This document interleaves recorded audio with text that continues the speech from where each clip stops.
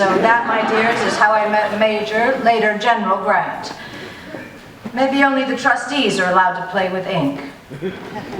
I am practically bursting with health, and the medical world, hitherto white with suspense, is entertaining high hopes. I love that locution. You can just see the high hopes all dressed up being taken to the hippodrome and then Maillard's for tea. Or maybe you can't. What the hell.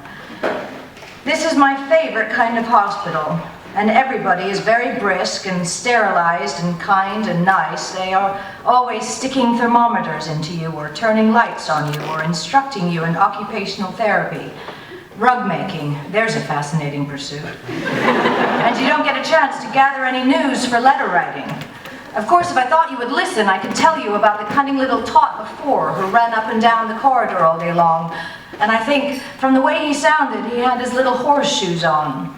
Some well-wisher had given him a bunch of keys to play with, and he jingled them as he ran, and just as he came to my door, the manly little fellow would drop them, and when I got so I knew just when to expect the crash, he'd fool me and run by 2 or even 3 times without letting them go. Well, they took him up and operated on his shoulder, and they don't think he'll ever be able to use his right arm again, so that will stop that goddamn nonsense.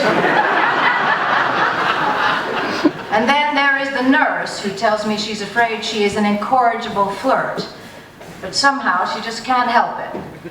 She also pronounces picturesque, picture-skew, and unique, unique-hue. And it is amazing how often she manages to introduce these words into a conversation, leading the laughter herself. Also, when she leaves the room, she says, "See you anon." I have not shot her yet. Maybe Monday. And above all, there is the kind-hearted, if ineffectual gentleman across the hall, where he lies among his gallstones, who sent me in a turtle to play with.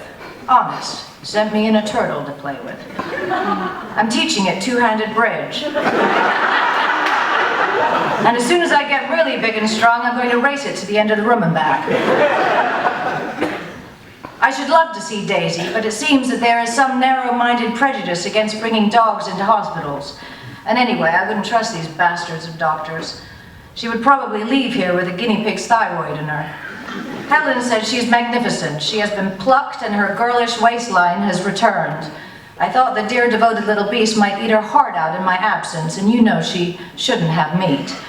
But she is playful as a puppy and has 9 new toys, 3 balls and 6 assorted plush animals. She insists on taking the entire collection to bed with her, and as she sleeps on Helen's bed, Helen is looking a little haggard these days.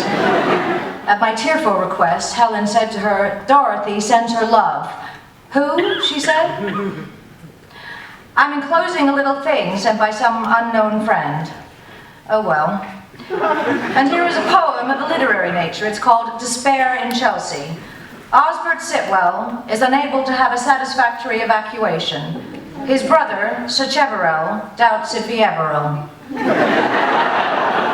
This is beyond doubt the dullest letter since George Moore wrote Esther Water, but I will write you decent ones as soon as any news breaks. And after my death, Mr. Conkright Schreiner can put them in a book, the big stiff. But in the meantime, I should love to hear how you are and whatever. And if in your travels you meet any deserving family that wants to read Mr. Fortune's Maggot, I have 6 copies. Love, Dorothy. I promised my mother on her deathbed I would never write a postscript, but I had to save the wow for the finish. I have lost 22 pounds.